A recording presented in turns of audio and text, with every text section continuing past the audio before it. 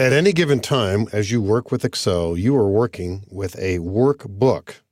A workbook is a file is a workbook. The terms are interchangeable. Currently on the screen, we're seeing a workbook with the name Getting Started. Like all workbooks, it is comprised of one or more worksheets. Currently on the screen, you see 2013 home products revenue. This is a worksheet. To the right of it is another worksheet.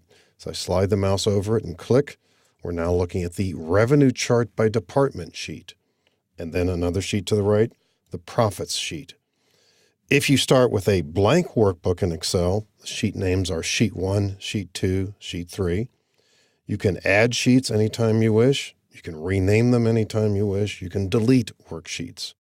It may not be obvious at first as to why you would want to have more than one worksheet within a workbook, but over time you'll realize that storing data in different worksheets within the same workbook makes sense. For any given worksheet, like the current one, we see letters across the top of each column. The words column and row cannot be used interchangeably as we work with Excel. A column is vertical. It's identified by letters. As I use the right arrow here, we see the column letters off to the right. As you would expect, that lettering scheme goes to the letter Z, then it starts over again with AA, AB, and so on. If I press Control right arrow here, we'll see that the last column is XFD. Now, that's a bit of trivia, but the idea is we've got over 16,000 columns. The file you work with doesn't get any larger just because there's 16,000 columns. It's what you use within the worksheet that makes a difference. As I press Control left arrow here, we'll go back over to the left-hand side. Excel has over 16,000 columns. It also has many, many rows. They're identified by numbers down the left-hand side. And as I press the down arrow here, of course, you could imagine we could be doing this for a long, long time. I'm going to press Control down arrow, and you can see we have over 1 million rows. A quick way to get back to the upper left-hand corner of any worksheet is with the keystroke combination Control Home.